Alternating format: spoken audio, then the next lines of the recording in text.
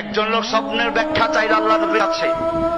সে স্বপ্নে দেখেছে তার তিনজন বন্ধু, একজন মৃত্যুর সঙ্গে সঙ্গে বিচ্ছিন্ন হয়ে গেছে, আর একজন কবর পর্যন্ত গিয়ে কাফন দাফনে ছিল, কাফন দাফন করে চলে গেছে, আর একজন তার সঙ্গে রয়ে গেছে। আল্লাহর রাসূলকে জিজ্ঞেস করা হলে তিনি বললেন, প্রথম বন্ধু যে তোমার মৃত্যুর সঙ্গে সঙ্গে বিচ্ছিন্ন হয়ে গেল, সে অন্য কেউ না, এ হচ্ছে তোমার সম্পদ, তোমার মাল, যা কামাই করার জন্য মাথার ঘাম পায়ে ফেলেছ, দিন রাত সবসময় চিন্তা করেছ, যেই মাল কামাই করার জন্য আল্লাহর বিধানের তোয়াক্কা করো নাই, হালাল হারাম বাছাই করো নাই, টেবিলের নিচ দিয়ে নিয়েছ, উপর দিয়ে নিয়েছ, এরকম ভাবে যত রকম উপায় পেয়েছ, কামাই করেছ, মৃত্যুর সঙ্গে সঙ্গে সেই মালের মালিকানা তোমার থেকে বিচ্ছিন্ন হয়ে যায়। দ্বিতীয় বন্ধু যে কবর পর্যন্ত গিয়েছে, এ হলো তোমার সন্তান, আত্মীয় স্বজন, তারা মৃত্যুর সঙ্গে সঙ্গে বিচ্ছিন্ন হয় না, তারা তোমার জানাজা পড়বে, কবর দিবে, কবরে রাখবে, রাখার পরে তারা উঠে চলে আসবে, তোমার সঙ্গে আর কেউ থাকবে না।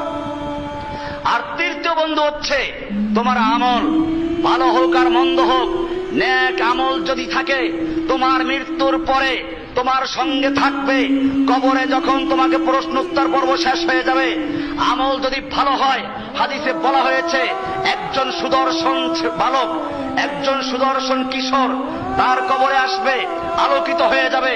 লোকটা বলবে, তুমি আবার কে? তোমার সৌন্দর্য মাশাআল্লাহ আর সবকিছু মেলান করে দিয়েছে।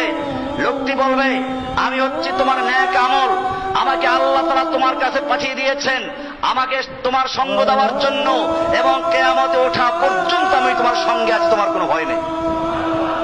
পক্ষান্তরে যদি তোমার আমল বিনষ্ট হয়, খারাপ আমল করে থাকো, হাদিসে পরিষ্কার বলা আছে, দুর্গন্ধ ময়লা যুক্ত একটা বুড়া মানুষের আকৃতিতে একটা লোক আসবে, এমনি বুড়া মানুষ, সাধারণত মানুষ বেশি একটা পছন্দ করে না, এরপরে দুর্গন্ধযুক্ত, শরীরের ভিতরে নানা রকমের পয়জন থাকবে, পচা পোড়া, রক্ত ঝরতে থাকবে, পুজ ঝরতে থাকবে, দুর্গন্ধ ছড়াবে।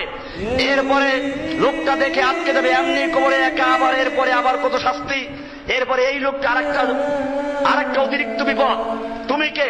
তোমার এত বিশ্রী চেহারা, এত দুর্গন্ধ, তুমি কোত্থেকে এলে, কেন এলে?